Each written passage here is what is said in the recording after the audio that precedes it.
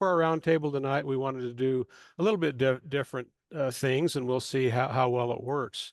I very much appreciate help from our council reps here, and especially Cadence and Isaac if they show up, or they've got some good things to introduce or at least to remind us of. And I've got, if you can see this uh, agenda up at the top, here's a quote from that I got from Brian Schul. He was an SR-71 driver back in his heyday. And I think that's an appropriate thought to keep in mind working with these young people about, I don't believe miracles, I count on them. And isn't it great when we can see miracles in the lives of these young folks that we help make a difference in? So that's helping us to do a better job at that is the what sees below that. And so we'll go ahead with Jen and have her do an invocation, and then I will lead us in some oaths and laws. Okay, everybody, prepare yourselves in the manner of which you are accustomed. Our dear Heavenly Father, we thank you for this evening. We thank you for the opportunity to be together for a roundtable, the opportunity to learn from each other. Father, we ask you to please be with those who are not with us, that you may look over them and keep them safe. We ask you to help us be inspired tonight, that we may go forward and help the youth in our respective organizations. We say these things, Lord, in the name of thy Son, Jesus Christ. Amen. Amen. Thank you, Jen.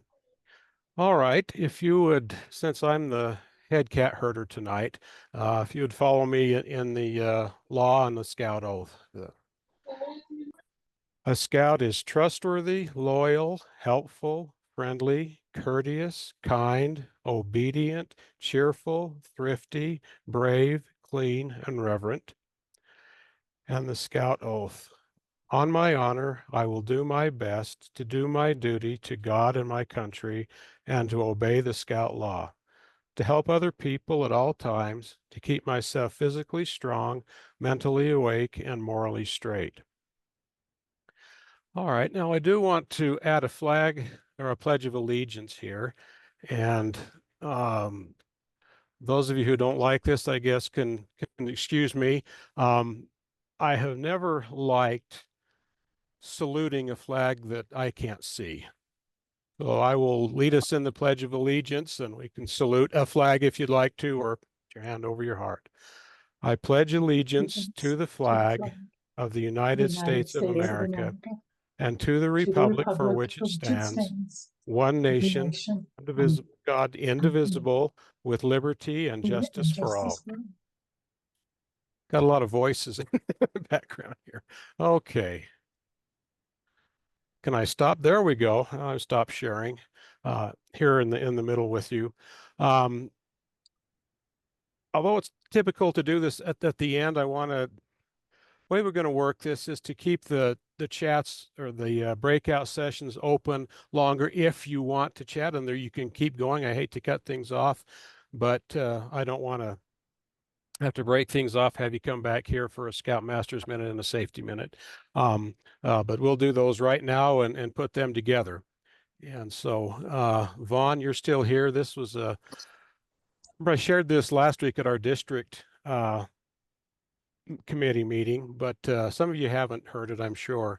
Quite a few years ago, our family was living up in Wyoming, and we were driving up to the from Smoot up to Grover to the council roundtable or the district roundtable. And it was in February, so that this time of year, and we noticed something you don't see very often.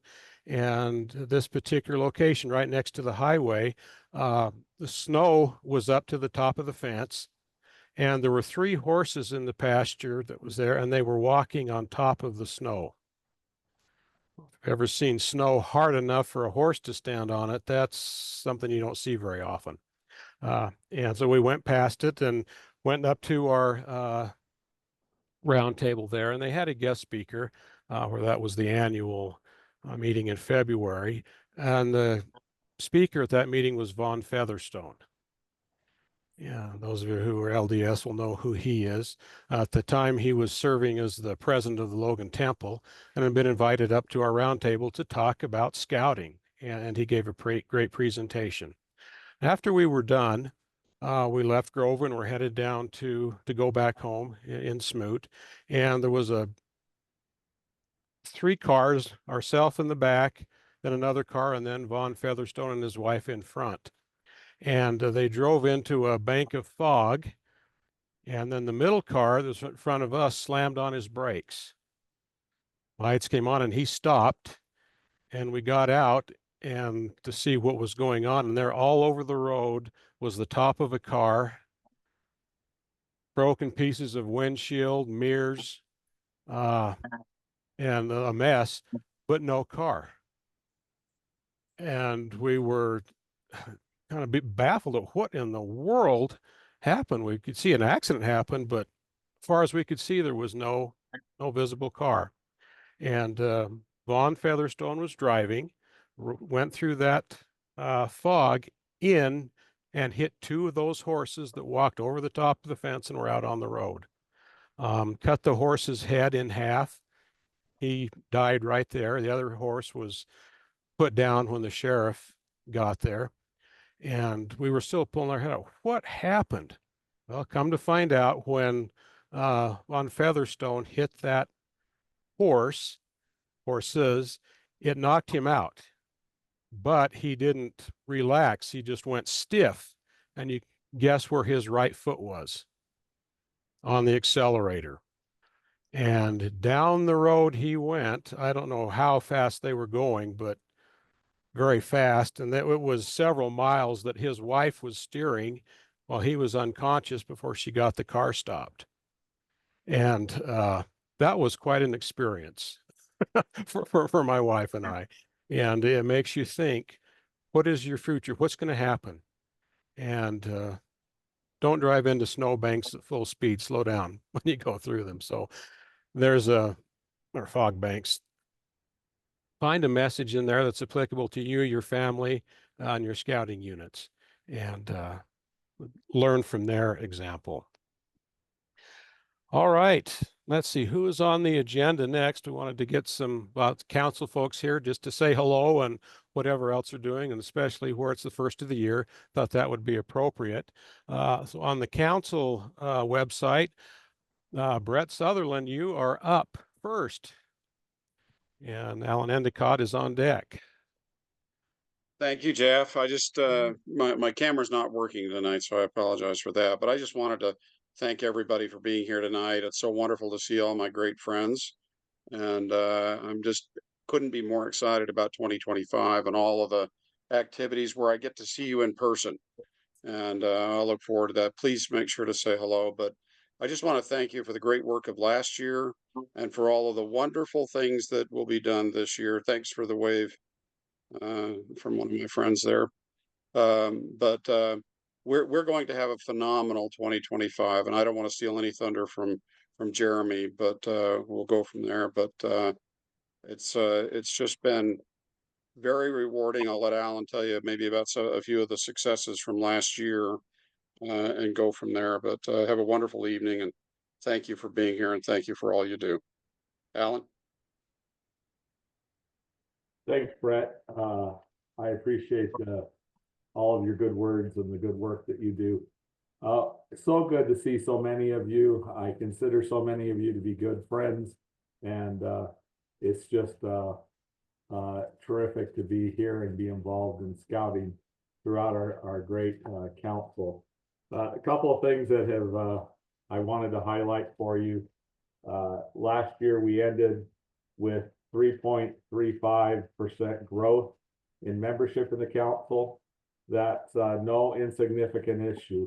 In our territory, about half of the councils grew, which means the other half probably didn't. And a lot of them, their growth was 0.25, 0.67%, and we grew about 3.33%, which is no insignificant amount. And much of the success we've seen in membership is due to the great efforts of many of you. who have helped your units be able to have a quality program so that people want to join. So thank you for all the good that you do there. I will tell you that if you're wanting to go to camp, you probably should work on signing up, whether it's a Cub Scout day camp or a Boy Scout camp, or if you're wanting to send your children or your grandchildren to EF Hawaii, those programs are signing up and filling quickly. Last year, we camped in some fashion or another, 28,500 plus participants. That's a big number. It's more than Philmont and the Florida Sea Base combined. And I can tell you that space is filling. So remind your people to sign up, do it soon, so that they can experience one of the great summer adventures that the Crossroads of the West Council offers. The third thing that I'll highlight very quickly is the council started a podcast. Episode 2 just broke, and it's I can see her smiling. Lorna Kosai and a great group of people are highlighted on this podcast with the topic of scouting for food. So Jeremy tells me you can find the podcast at any of the providers you probably like for listening to podcasts, Spotify and many others. Just type in Miles of Impact in the search and you'll find the podcast, and you can enjoy listening to it. We do a new one at least once a month, and it's a great way to learn about things that are going on, or to maybe learn some new programmatic things you hadn't thought about. So take advantage of the podcast. Once again, thank you all for being here, and I hope you have a great scouting month.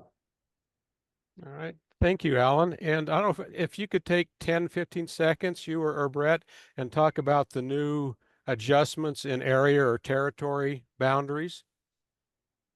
Well, it's not too hard. We were added to the Territory 1, so we're in the Pacific Northwest area. We're the farthest council outside of the home base of that one, which is in the Portland, Seattle area, and we're happy to be there. So, all right, thank you. Yeah, a pretty big territory if you look at what the western boundary is. I think we go all the way to Korea, somewhere like that, if that's correct. All right, Lorna, enlighten us about scouting for food. I will. Thank you. And thank you, Alan, for talking about the podcast. I'm delighted to be here with you tonight. Some of you know what I'm going to be sharing, others don't. And it shouldn't take too long, but we have a great opportunity coming up in 2.5 weeks with the Scouting for Food Drive 2025. Scouting for Food Drive, the main day of that is February 8th. We hope everyone here on this call will be involved in some way.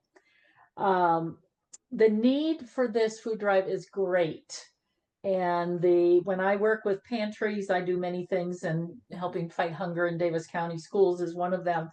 I can tell you more and more people are needing food assistance, and they see that rising as time passes. So by this food drive helps us accomplish feeding the hungry. It also is a great promotion for Scouts. I love it when people walk into a grocery store and they say, "Oh, I didn't know we still had Scouts in Utah." Many of us have heard that, and we are alive and well and growing, as Alan said. So it's a great visual reminder, and it also gives our Scouts an opportunity to serve the community in a wonderful way. So those are some of our objectives with this. Important information for you to know. I've got like 4 or 5 key types of players in this, and everybody has their role. The units, everybody by the end of this week, please have your units assigned to the stores and or the Young Automotive. We'll talk about Young in a minute. and getting bags taken out in their neighborhood. So unit assignments, we really want every scout to have an opportunity to participate in this. So that's the units. In the stores, we are working in all of the Smith stores in the state. And there are some districts who've made arrangements to work with some other stores, which is fine. But the Smith stores, every Smith store should receive a contact from a scout adult and be thanked and reminded that we will be there on the 8th of February. And we do have the approval letter. I've sent the approval letter out to all of the food drive chairs, so they have that. Then there's the food pantries who are regularly helping people. All the food drive chairs have a list of the food pantries in their area and what stores would be giving food to which food pantries. That's all laid out for you. It's real important that every one of those food pantries gets a communication of some type, either in person or by phone, to make sure they will be ready for the food drive on February 8th. They will need to be taking containers to the stores for the shoppers that the scouts will visit with on the day of the scout drive. And then some of those pantries will pick them up and the National Guard will do others. And that's all spelled out for you. The next group is our neighbors. We have bags that have been made up as we have done in past years. And we're asking every scout unit to have their scouts have the opportunity to take a few. You decide how many bags. We've had requests for more bags from some places, which is great. But we really want them all to have the opportunity to take bags around the neighborhood and go pick those up on the morning of February 8th. And then we have our sponsors. We have tried to simplify the drive this year from past years, so there isn't as much involvement directly with our scouts and the sponsors, but it's important that you know about these places. And if you frequent these places, please thank them. So Arctic Circle is a sponsor, Red Hanger, Bank of Utah, and Young Automotive are 4 sponsors that we have. Also, we have Yesco putting signs up from Logan to St. George. Yesco will be putting signs up about the drive for us. So those are the players. And then main things we need you to get to your units again is the bags. Bags should be distributed amongst their own little neighborhood, not everybody, but their own neighborhood, and picked up on the morning of the 8th. And we prefer that those bags be taken to the pantry, not to the stores. We don't want to fill the containers at the stores with the neighborhood bags if we can avoid that. So please get them to take that. And if groups are going to be at the first shift on the store, get a parent to take them over to the pantry or something. Handouts. You will be getting from your folks little handouts to give to shoppers in the stores. So bags are for the neighborhoods, handouts are for the stores. And those are things that the scouts can give to the shoppers when they ask them to donate something for the food drive when they come in. Also, for the containers in the stores, the scouts will need to make signs. And that's in the Guide for Success that I've sent out. And you'll hear another thing about that in a minute. So they'll need to make signs. So there's bags, handouts, and signs. And then patches, please, if you've not ordered patches for your units, please get on the Scout website and do that so that they can get the patches that have been ordered. They're really nice. And then at the end of this week, a training video will be sent out. A link to that will be sent out. Jeremy at the district office and Josh have helped us put this together. It's done by scouts. We went down to Lehigh and we have 3 brothers who put this training video together that introduces them to the food drive. It gives them some suggestions on how to approach shoppers. I have found that some of our scouts aren't quite in their comfort zone when they're approaching shoppers and asking for a donation. So hopefully this will help them be a little more comfortable and grow in that way. So the training video will be coming out, and please let's get that in front of every group of scouts so that they know what to do and feel involved and more comfortable on that. By the end of this week, we really want all these contacts to be in place. That way we've got time to take care of any glitches or gaps. I want to most of all thank you for your help with this. This is a really important thing, as I said, for the community, but also for our scouts. It's great. I would encourage everyone here on this call to go visit at least one store on that day, if not more. My husband and I love going around visiting the stores and thanking the scouts and talking to them. But please find a way to do that. Take pictures of them, send them into the council, and thank our young people for what they're doing. So I want to thank you. I'm available if you have questions. I'm going to give you my phone number, 801-631-3218. That's my number. I will be available and answering phone calls as if you have questions. Look for the guide for success. All the food drive chairs have those, as well as the contacts for the pantries and in the Smith stores. I am working with National Guard for those in Weber County, Davis County, and most of Utah County. I have met with them regularly. I have another meeting with them Thursday, and we will have everything all lined up. They will be starting to come to the stores at 2 o'clock. So please staff your stores from 9 to 2. And then if you can have someone stay till the food is picked up at the stores, that would be wonderful. I think that's it. Thank you for what you do here, but most of all, thank you for what you do for our young people. I love being able to watch you in service and as role models for our young people. When I was director of the Bountiful Food Pantry for several years, I got to work with many Eagle Scouts, and it was great, just wonderful. We have a wonderful program, but we have miles to go before we sleep. So lots of work still to do. I don't know if there's time, Jeffrey, right now for any questions. I'm glad to take them, but I don't want to take more of your meeting, and you all can call me or email me. lornakosai@gmail.com is my email. All right. Thank you for coming here tonight and for the work you've done that you just mentioned. I know these things don't just happen out of the blue, so I appreciate your help. All right. My pleasure. I asked Jeremy to come and tell us about the camping for this year, opportunities for your youth to go to camp, as well as your youth to work at camp, and vacancies and needs that we have to staff our camp. So Jeremy, I assume you're still here? Yeah. Excuse me, Jeffrey. Yes. Thank you. Sorry, Jeremy. My name is Paul Vernay, and I put a question in the Q&A area pertaining to the scouting for food. Could it be answered, please?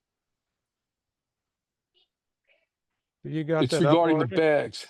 How and when are we going to get the bags? Since we're like 3 weeks out right now. Paul, you'll be getting your bags and your handouts from Stacy. She's got those. And so if you go ahead and reach out to her, she can get that for you. Thank you.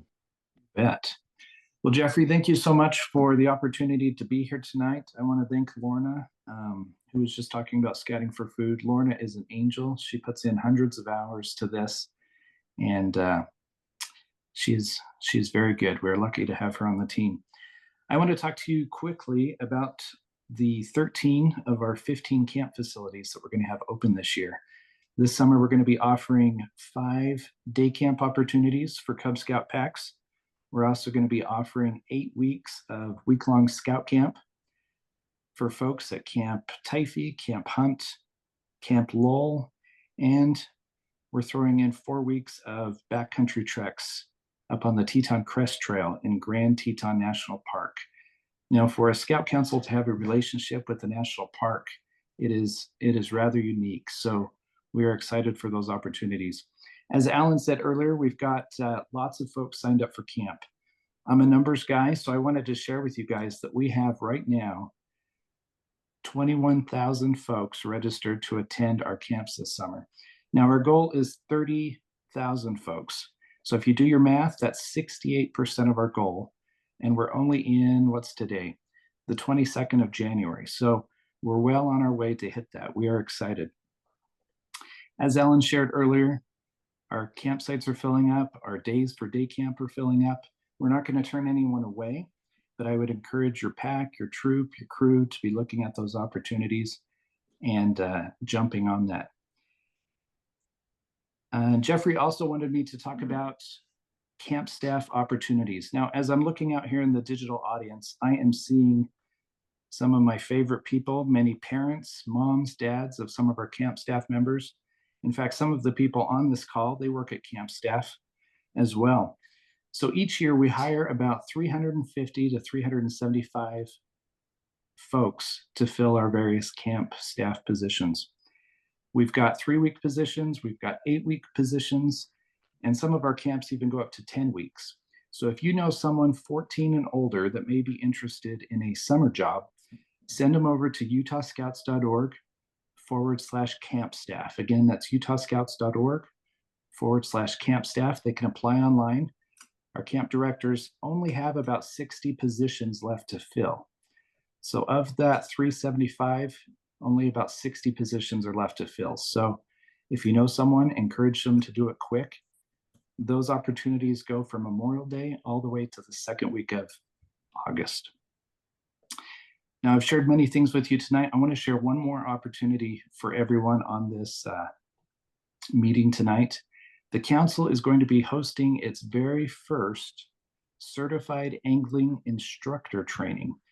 Now, by the raise of hands or digital thumbs or hands, how many of you like to fish? We've got regular fishing, we've got fly fishing. This is an opportunity for you to get certified as a certified angling instructor by the BSA. It's in March and April, and the trainings are going to be on Zoom. So you can live anywhere in the council and easily access that training. It's only $10, and it's available for youth 15 and up, and of course, any adult. So you can get that information at utahscouts.org/CAI. Again, that's /CAI. I'm going to pass the baton to Cadence Church. I believe she's going to be talking about some of our NYLT courses this summer. All right, Jeremy, let me change that a little bit and have Yeah. Jake go first. I'd like to have our 2 youth reps go last so that we can let them have the last word here. I have some information for the scouting for food and bags. My husband went over to Smith's and asked them for bags, and they gave him a bunch. This is Doug Kosai, if I can interject on that. We really don't want to be using bags that aren't the bags that are printed with the Scouting for Food logos and so forth on it. Regular Smith's bags won't help people in the neighborhoods understand what the reason for them is. So we're trying to discourage that kind of thing. You know, we're going to get you bags, so you don't need to worry about that. Okay. We've got the bags. We've been waiting for the flyers. We've now got those, so we will be getting those out. But you don't need to even think about distributing them until within a week of the food drive. So we will get those to you. I wanted to update everybody on a couple of things. The membership and unit renewal, we had a page called Scout Pay on our council website. That no longer is there. If you were to click into Scout Pay, it would say this right here. All of the way that National now does unit and member renewals, we need people to do it in their system. And so we've taken away what we used to do, and that was mostly a help during COVID and whatnot. Now that, again, National's doing renewals the way they're doing them, there's no need for how we had it set up. We do have instructions for how you can do renewals and how to set up ACH payments. If you, instead of paying the 3% per transaction, you'd pay $1 if your unit can pay that way. Anyway, there's just some information there that I wanted you to know about, as well as in the membership and unit renewal webpage. It gives you lots of info there if you need help for those that are still working to recharter. And then real quick, wanted to do a shout out for our jerky kickoff. That will be Monday night, 6 p.m. Via Zoom. You can get the information on the council calendar or through the jerky webpage on this website. All right, thank you. All right, thank you, Jake, and the rest of you. Cadence, have you joined us? Yes, I am here. Ah, wonderful. There you are. All right, tell us about NYLT. Okay. Well, NYLT, for you guys that maybe aren't familiar, is National Youth Leadership Training. This year, I have the opportunity to serve as the youth course lead for our June course, and I'm super excited. But I kind of just want to go into a little depth on what NYLT is and why it's beneficial for, I think, any scout. NLT has literally been described as the premier leadership development experience, and it's been designed specifically for scouts, um, so that they can start building the skills that they need to work towards their goals and work towards being senior leadership in their troops.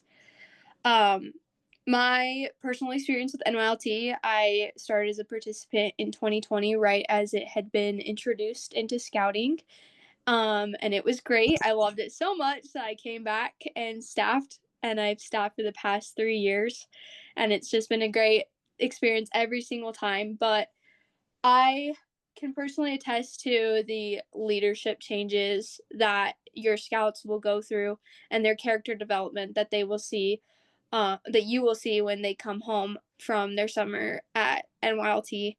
Um, it's based on servant leadership and the Scout Oath and Law, and it's just a good step towards problem solving skills, team building skills, the servant leadership building within your scout. And I think if you know anybody in your troop, I highly, highly, highly recommend that you help them sign up and get on their journey to NYLT. And if you have attended, I would totally recommend signing up for staffing because you learn so much the second time around too. So if anybody has any questions for me, I'd love to answer them. All right, thank you very much. Sure. And last year, I addition wanted to invite our lodge chief to come and tell us about the Order of the Arrow in 2025 in our lodge, and makes me think about the wonderful experiences I've had as an OA advisor. It's, I think, the most rewarding experience I've had in scouting. And so, Isaac, if you're still here, let us know what the OA is up to. Yes, I am still here. Thank you for having me on. Like you said, my name is Isaac Brower. And I have the amazing pleasure of serving as Lodge Chief for the Amadeo Lodge over the course of this year. And really quick, for anyone that doesn't know, the Order of the Arrow is Scouting's National Honor Society. So we recognize honor campers from troops by having them be elected by their fellow troop members with the requirements of being first class and having 15 days and nights of camping. And we will take them through an ordeal and induct them into the Order of the Arrow. And then we focus on, there's 3 principles that we focus on in the Order of the Arrow. It's brotherhood, cheerfulness, and service. So we like to make friends, we like to be happy, and we like to serve people. And it makes for a fun time. Some of the best friends I've ever had are friends that I've made in the Order of the Arrow.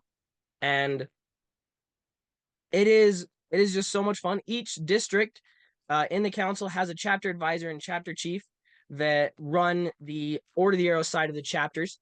So, and I know that some of you on here are chapter advisors, but it is very fun, and we have a goal this year to get as many unit elections as we can, which is where we come and we elect people from your unit to become members of the Order of the Arrow.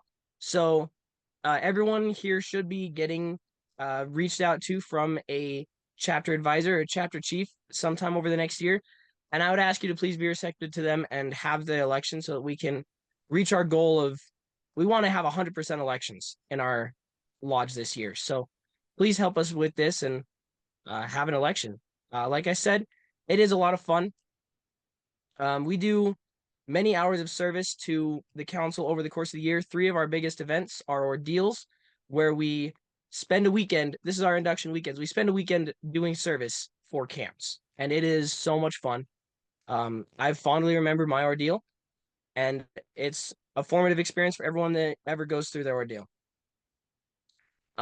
We have so many types of experiences that we're able to have. Last year, we took 150 members of the lodge to Colorado for National Order of the Arrow Conference, and it was a lot of fun. I was able to go, and yeah, I'm really excited for this year. I'm very grateful for all of you and all the help that you guys provide to our lodge. And I would just like to say again, please help us out by having a unit election. If you have any questions for me, I will put my phone number in the chat so you can reach out to me. And if you have any questions, or if you don't get reached out to by your chapter chief and advisor, I'd be happy to answer any questions that you have regarding the Order of the Arrow or unit elections. All right, Isaac, we'll assume he can do the chat. Thank you very much for coming on. I appreciate it and wanted to give you a little bit of time in the spotlight as well as Cadence. So appreciate you very much. All right, we'll move into our breakout sessions, and we plan to.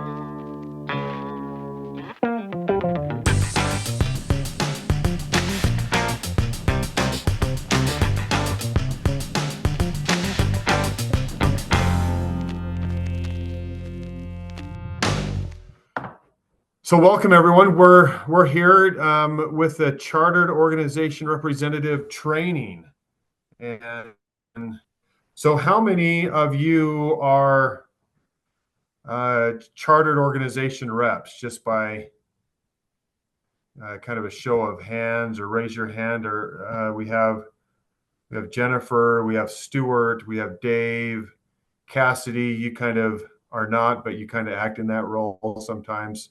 Gavin, I think you are one of the chartered reps as well.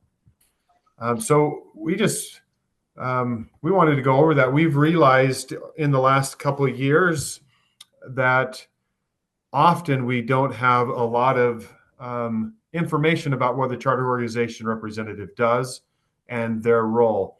I just want to highlight a couple things that we'll talk about tonight, but I had a call this week, maybe it was last week, but one of the units called and said, hey, we hear that they're doing a pilot program for girls, and we just want to let you know that we're dropping out of scouting if we're required to take girls in our boy troop.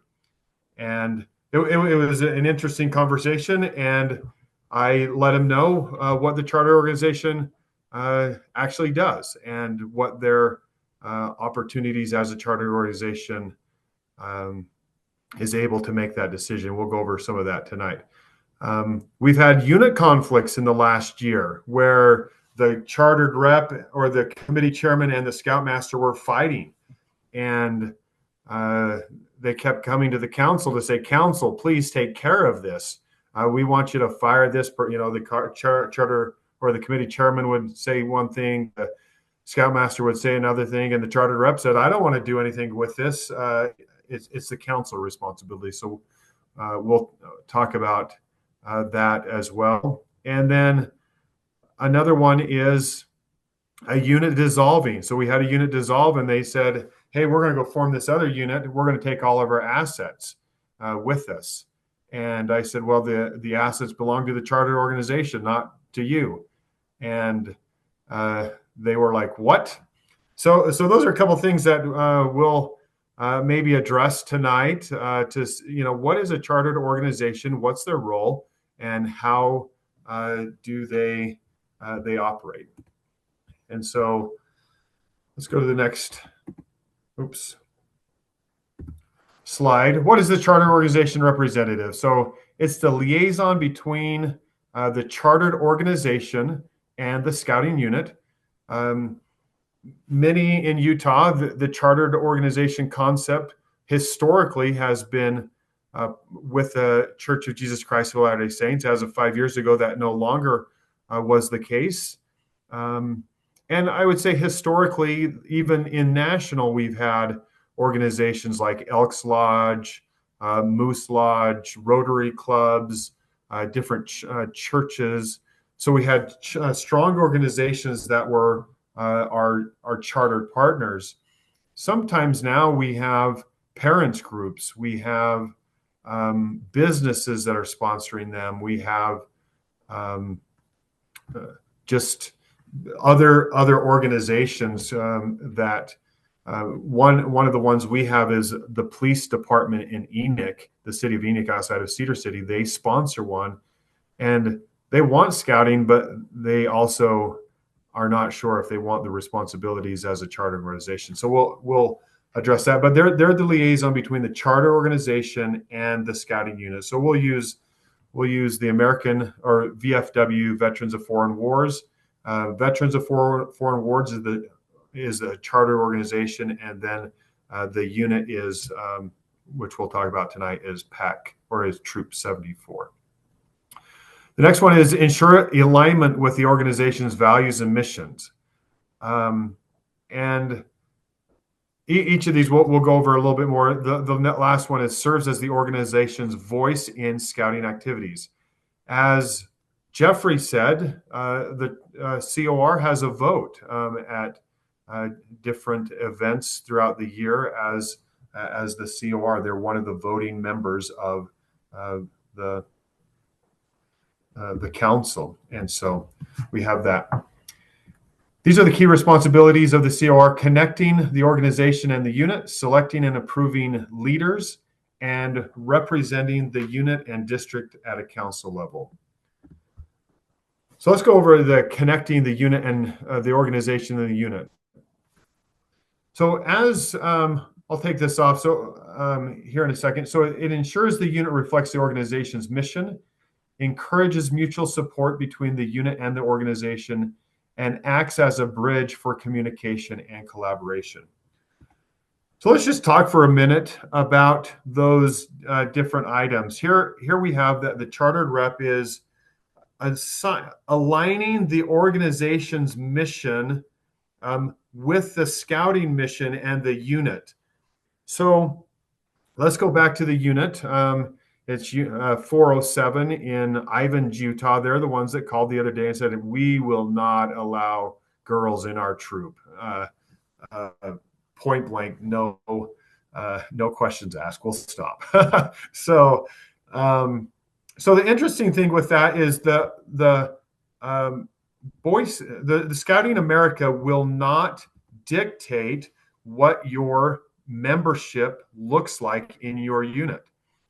And so we have Cassidy Church here, 2020, Troop 2020. They currently are doing a pilot program for a co-ed unit. They're in Salina, Utah, and they're actually very happy with the pilot program. And if it transitions, they will say, yes, we want a co-ed unit. And that is their chartered organization's prerogative to do that, to say we want a co-ed unit. And it is also Ivins Rotary Club to say we only want a boy troop or we only want a girl troop. And so National is not going to come and say you are required to have a co-ed unit. It's just saying co-ed units are appropriate, but they're not required within the scope of the charter organization. And that's that charter partner. And they're not dictating either what your membership looks like. And so you can say, we want all male scout masters or scout leaders. You can say, we want all female. We want all, a hybrid of both. We want members of this faith to be part of our organization. That is the prerogative of the chartered rep to set those policies within the scope of the National's organization's policies. They can't go and say, no, we're going to adjust the policies. They can have it for themselves, but what we try to do, and we talked about it at staff conference today. I think Gavin, you're in Park City. Is that correct? I think if I remember correctly. And we were talking about if a unit in Park City, if there's a disagreement, we always would hope that there's a second unit that we could send someone to that has maybe a different policy, or not a different policy, but if there's two units in Park City, then we can say, the organization that Gavin's part of, they're not going to take you. You're a girl. Sorry. But this unit next door, they're okay doing that. And so again, that's a chartered organization's opportunity to make those decisions. Any questions on that? David, do you have a question? Yes, sir. I was under the impression that, well, I thought it was still, you had the we wouldn't commingle. We could have like a B and a G pack under the same troop number. Could you expound on what the current Yeah, so how it is? you're absolutely right. At the moment, National is currently doing a pilot program. We have, and Dakota might know the answer. I think we have 4 or 5 troops in the Crossroads of the West Council currently doing a pilot program to see could we have a co-ed unit where the and there were a couple parameters that you had to meet or criteria. And I'll use Cassidy Troop 2020. So you had to have a boy troop and you had to have a girl troop before the program started. And then you're still a boy troop and you're still a girl troop. But right now they're doing a pilot program to say, is there an opportunity for a co-ed unit to exist? Okay. In Troop 2020's case, they have it's about I'll say 4 families. So Cassidy has 1 or 2 sons and she has 1 or 2 daughters, and so she's on the troop, the boy troop. She's on the girl troop. They're going camping anyhow. They're doing a lot of things together. We're thinking, at least in Spanish Trails District, that it will look for small communities like a Salina. It would work out really well for them that they only have 2 or 3 girls. They only have 2 or 3 boys. A co-ed unit would get them up to 6 or 7 units there. So right now, that's not the policy. It's a pilot program. But know that within this year, we'll probably get an announcement one way or another to that end. But as a chartered organization, you do not have to say, oh no, we're going to have boys, or we're going to have girls, or we're going to have a co-ed unit. Justin, we ought to point out that at the pack level, most of the packs are co-ed or family packs. At the troop level, this is a new experiment, like you talked about, but at the cub level, most of the packs are co-ed. They're what they call family packs right now, but there's still a lot that. So Vaughn is on the call. Vaughn's unit in Beaver, Utah, pack 323 is a boy only pack. Is that correct, Vaughn? That's correct. Both Cubs and Scouts. Just and to that point, it's only 8-year-old boys as well. So they're following. Their charter organization has decided we will have an 8-year-old boy program and on up. So they're not having kindergartners, 5-year-olds, 6-year-olds joining their program. And that's their opportunity as a chartered organization. And that will continue to be their opportunity with that. And as an how much I press, if I press them and everything, Vaughn's going to say, Justin, no, this is our choice. This is our opportunity as an organization. Dave, you had your hand up, and then Gavin will get you. Yeah, okay. Did you say a while back that the charter organization could require that all the members belong to a particular religion? You can, yeah. So again, that's a chartered organization's option to do that. And what we would say as a scout office is we would say, great, you want to join and you're not a Methodist, go down, and you're Jewish, go down and start your own unit. We'll help you start a unit for the community or whatever. So it doesn't happen very often, but you can make that as a charter organization, can make those. In a past council that I was with, we had a Jewish congregation, and they said, we want and it was like 99% of almost every kid was not Jewish, but they required their unit to be kosher. And I said, you'll lose your kids if you require them to be kosher. And they said, we require our unit to be kosher. kosher kitchens on campouts, kosher everything. And they survived another couple of years, but at some point, the kids that were not members of the Jewish faith just said, we want to camp on Sunday, or we don't want to camp, whatever it was. And so those are some options that So way. that's the more common Our way, church, but rather than requiring membership in a specific church, that's the more common way, is to say, okay, like I've got a pack and a troop that still follow LDS standards on those questions. They don't require church membership, but they just let you know that, okay, we are going to be following these standards, and as long as you're okay with these standards, you're welcome to join us. So our that's church is on record through a continuing resolution that we will be open to scouts of any or no religion, and that we will not use scouts as a method of proselytizing.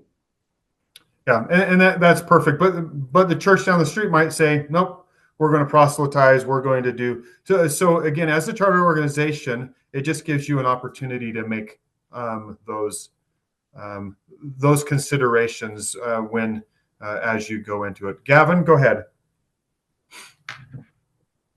Hello, everybody. I just wanted to address the question about girls' troops and things like that. So in Park City, we do have a girls' troop, and we actually have several members driving from from Heber City over the district boundary to join the pack because we have the girls' troop. So I was just pointing out that the girls' troop thing is going to change. I mean, it's not going to change. It's here, and we have people actually coming to our family pack because they can graduate into that girls' troop. And our girls' troop is only 1 year old. It's very new. It has very few members, but it was stood up by legacy scouters who have daughters and said, we want to do this. That's my only comment.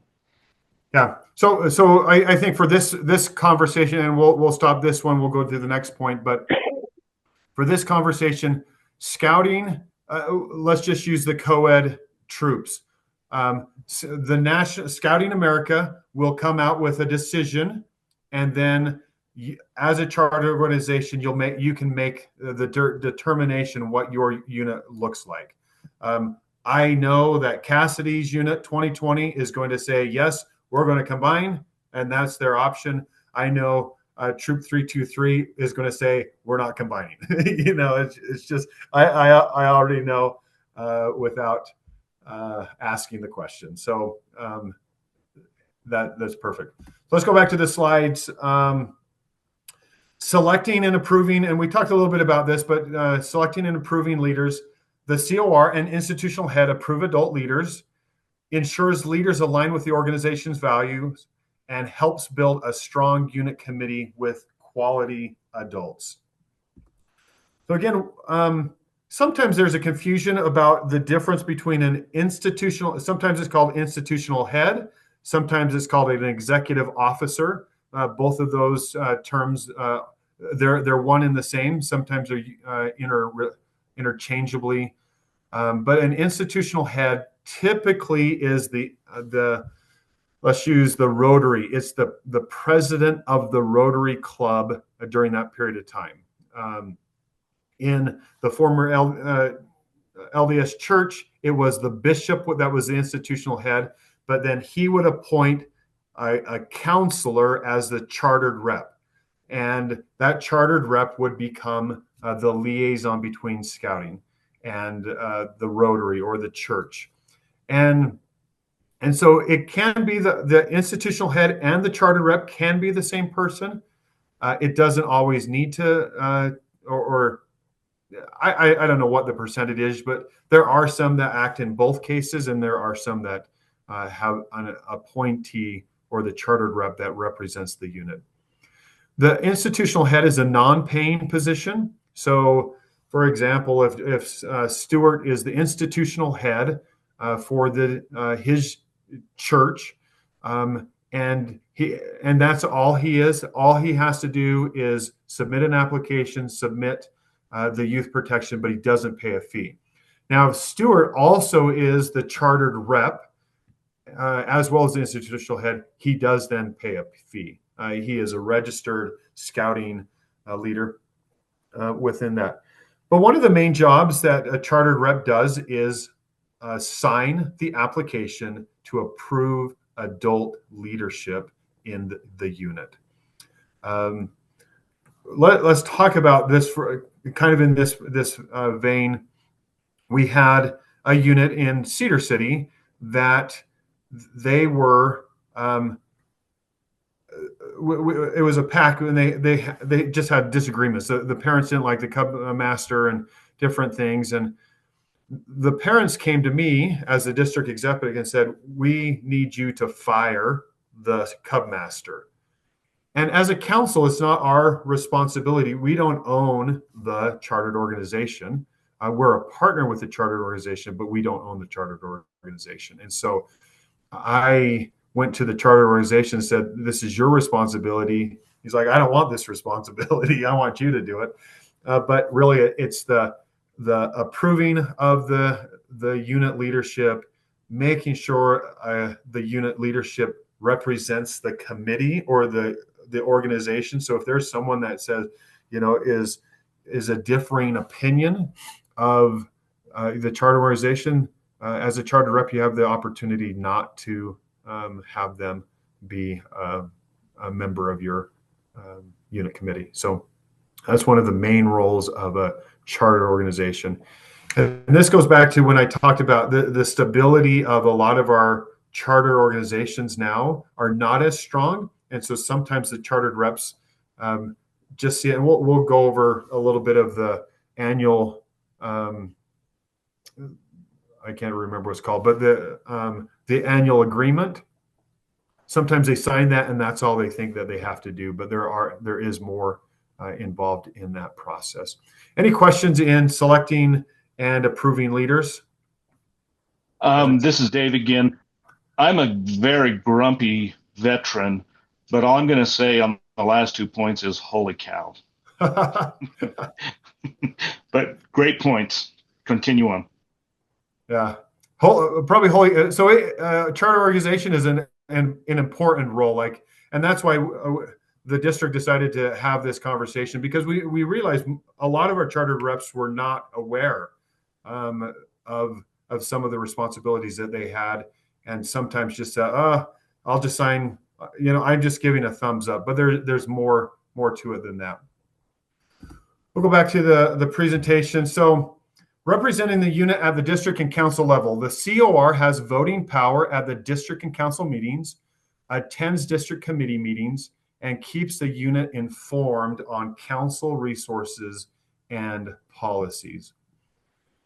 So any of these stand out as, maybe to David's point, as ahas or something that you hadn't thought about for anyone?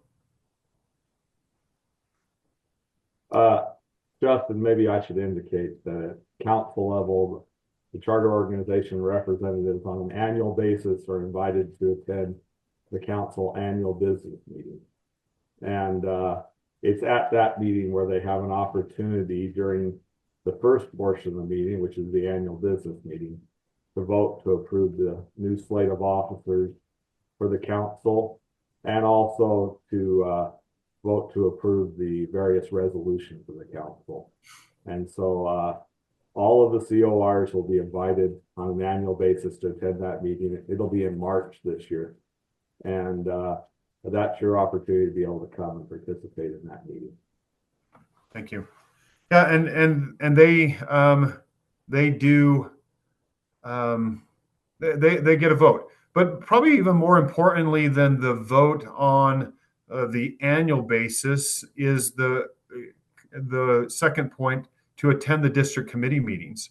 And so you think about it, as an organization, you're really looking at saying, how do we accomplish our organization's role, our charter organization, whether it's a church, whether it's a civic group, whether it's a service group, whatever it is, how do we fulfill our goal to the community?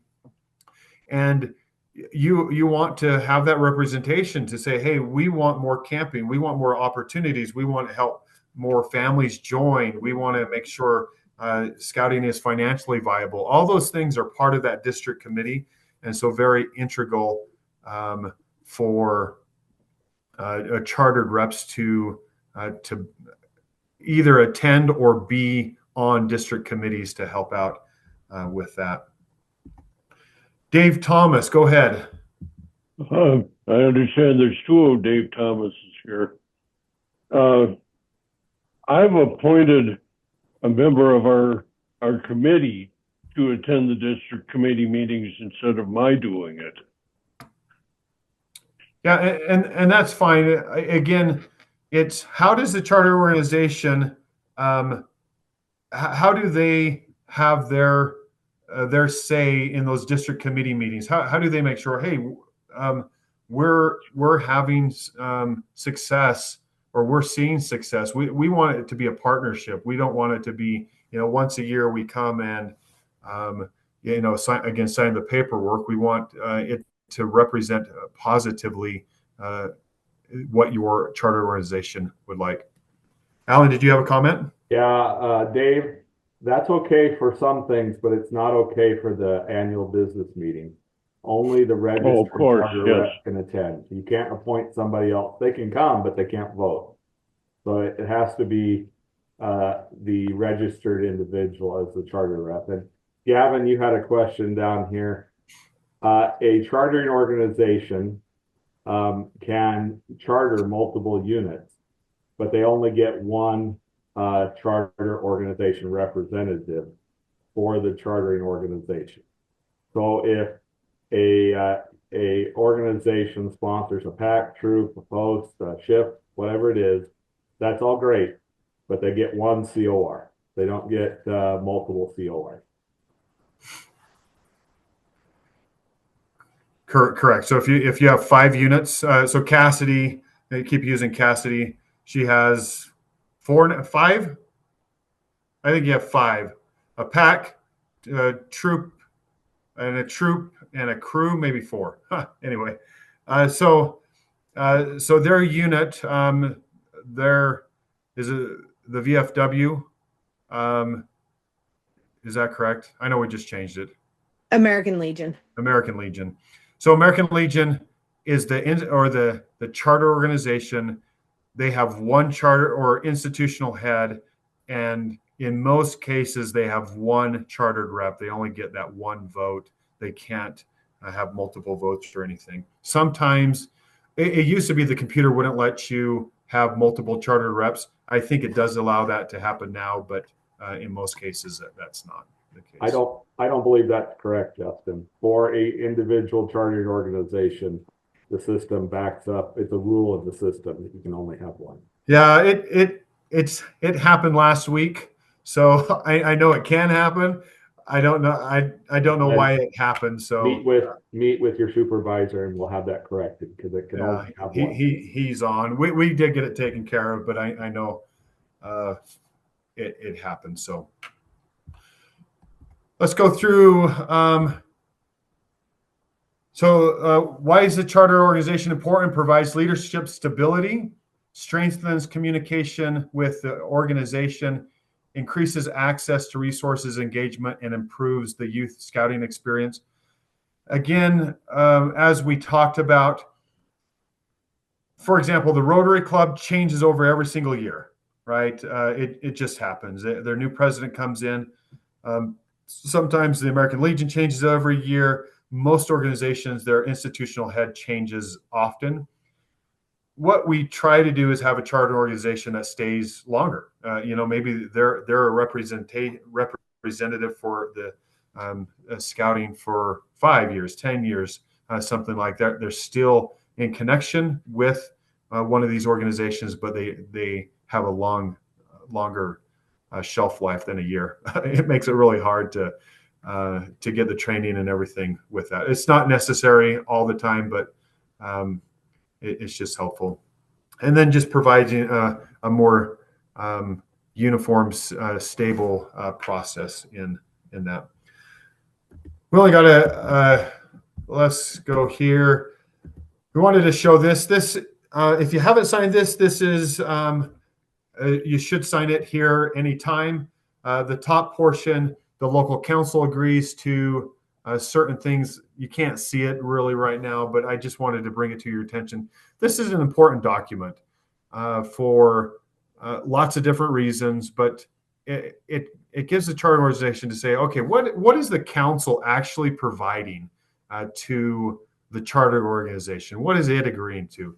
What is the chartered organization agreeing to? And scouting, what does scouting agree to? And you can see scouting, registration, administration, program, use of facilities, assets and equipment. BSA agrees to insurance, trademark license. All those things are items that again, it's a partnership. It's almost a three-way partnership. You have the charter organization, you have the Scout Council, and you have the scouting unit. Those are the kind of that three tier of saying how do we make sure that the mission of the organization and the scouting organization are fulfilled through that process. Any questions? Has everyone seen this document or signed it? Hopefully the right way to do it is the district executive would come and sit down with the institution and say, hey, let's review this document together. Mostly what happens is I'll use Vaughn. Vaughn, you need to sign this before you can recharter, and that's not the right way to do it, but sometimes to get the process going. But ask your district executive to sit down with you and have it filled out.